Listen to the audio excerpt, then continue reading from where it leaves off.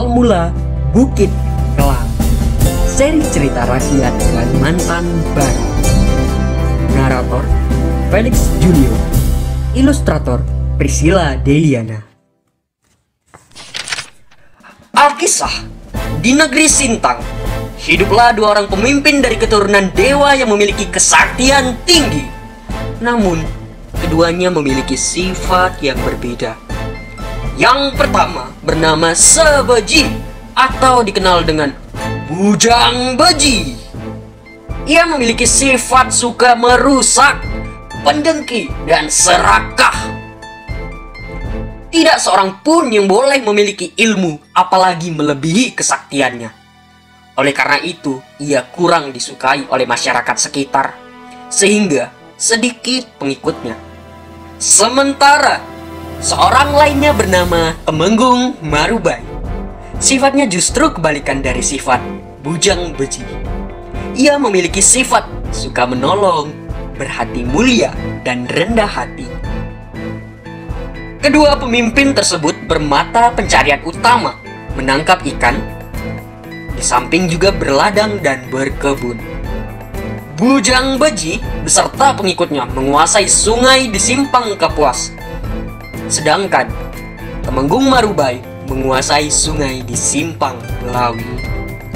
Temenggung Marubai menangkap ikan di sungai Simpang Melawi dengan menggunakan bubu atau perangkap ikan raksasa dari batang bambu.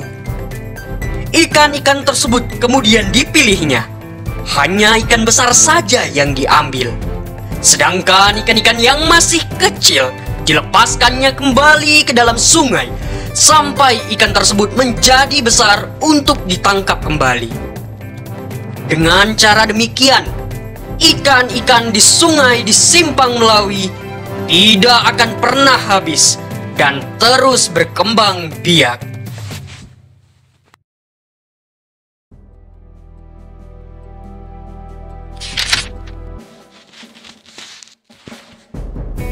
Mengetahui hal tersebut, Bujang Beji pun menjadi iri hati terhadap Temenggung Marubai. Oleh karena tidak mau kalah, Bujang Beji pun pergi menangkap ikan di sungai di Simpang Kapuas dengan cara menubak. Dengan cara itu, ia pun mendapatkan hasil tangkapan yang lebih banyak. Pada awalnya, ikan yang diperoleh Bujang Beji dapat melebihi hasil tangkapan Temenggung Marubai.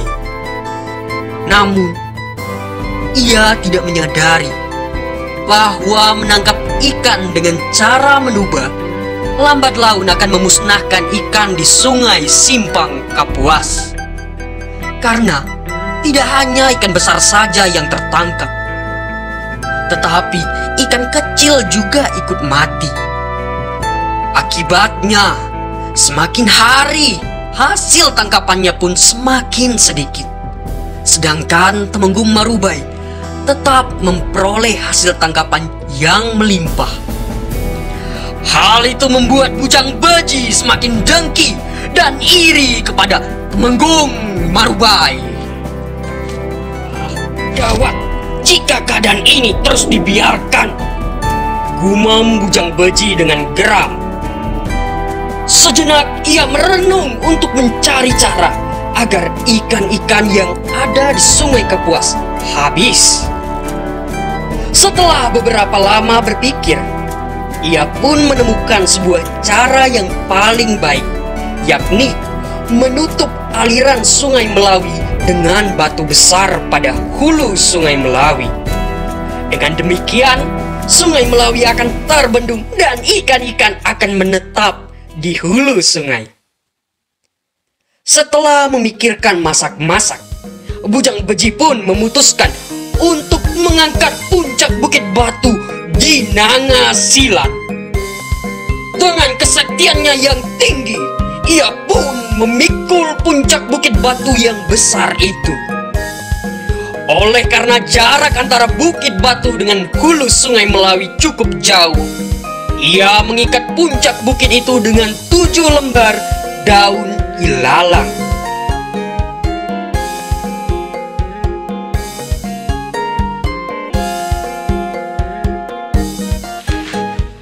tengah perjalanan menuju hulu sungai Melawi, tiba-tiba Bujang Beji mendengar suara perempuan sedang menertawakannya. Rupanya, tanpa disadari, dewi-dewi di kayangan telah mengawasi tingkah lakunya. Ia lalu menoleh ke atas. Namun, belum sempat melihat wajah dewi-dewi yang sedang menertawakannya, tiba-tiba kakinya menginjak duri yang beracun. Aduh! Jerit Bujang Beji sambil berjingkrak-jingkrak menahan rasa sakit. Seketika itu pula, 7 lembar daun ilalang yang digunakan untuk mengikat puncak bukit terputus. Akibatnya, puncak bukit batu terjatuh dan tenggelam di sebuah rantau yang disebut Jetak. Dengan geram, Bujang Beji segera menatap wajah dewi-dewi yang masih menertawakannya. Awas kalian, tunggu saja pembalasanku, gertak Bujang Beji kepada dewi-dewi tersebut sambil mengangkat kakinya yang terkena duri beracun. Setelah itu, ia segera mengangkat sebuah bukit yang bentuknya memanjang untuk digunakan mencongkel puncak bukit batu yang terbenam di rantau atau jetak itu. Namun, bukit batu itu sudah melekat pada jetak, sehingga bukit panjang yang digunakan mencongkel itu patah menjadi 2. Akhirnya, Bujang Beji gagal memindahkan puncak bukit batu dari Nangasilat untuk menutup hulu sungai Melawi.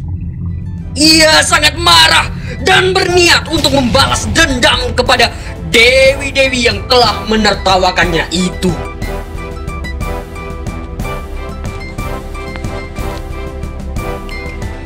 Bujang Beji kemudian menanam pohon kumpang mambu yang akan digunakan sebagai jalan untuk mencapai kayangan dan membinasakan para dewi yang telah menggagalkan rencananya itu.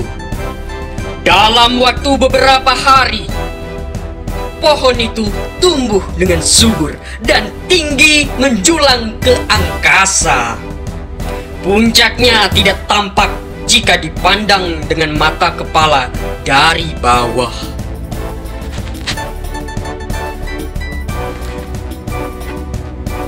Sebelum memanjat pohon kumpang mambu, Bujang Beji melakukan upacara sesajian adat yang disebut dengan bedara begela, yaitu memberikan makan kepada seluruh binatang dan roh jahat di sekitarnya agar tidak menghalangi niatnya dan berharap dapat membantunya sampai ke kayangan untuk membinasakan dewi-dewi tersebut. Namun, dalam upacara tersebut ada beberapa binatang yang terlupakan oleh Bujang Beji, sehingga tidak dapat menikmati sesajiannya.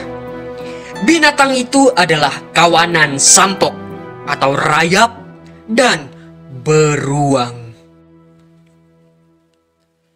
Sampok dan beruang sangat marah dan murka karena merasa diremehkan oleh Bujang Beji. Mereka kemudian bermusyawarah untuk mufakat. Bagaimana cara menggagalkan niat Bujang Beji agar tidak mencapai kayangan? Apa yang harus kita lakukan, Raja Beruang? Tanya Raja Sampok kepada Raja Beruang dalam pertemuan itu. Kita robohkan pohon kumpang mambu itu, jawab Raja Beruang. Bagaimana caranya? Tanya Raja Sampok penasaran. Kita beramai-ramai menggerogoti akar pohon itu ketika Bujang Beji sedang memanjatnya. Jelas Raja Beruang. Seluruh peserta rapat, baik dari pihak Sampok maupun Beruang, setuju dengan pendapat Raja Beruang. Keesokan harinya, ketika Bujang Beji memanjat pohon itu, mereka pun berdatangan menggerogoti akar pohon itu. Oleh karena jumlah mereka sangat banyak, pohon kumpang mambu yang besar dan tinggi itu pun mulai goyah. Pada saat Bujang Beji akan mencapai kayangan, tiba-tiba terdengar suara keras yang teramat dahsyat. Kretak!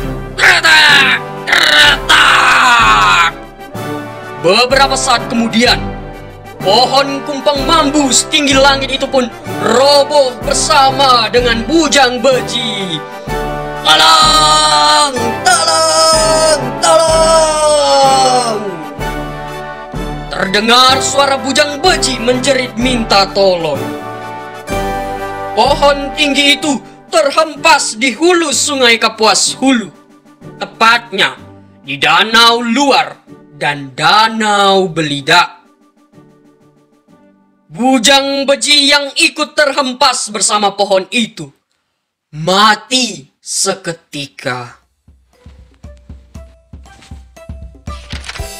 Akhirnya gagallah usaha Bujang Beji membinasakan dewi-dewi di kayangan.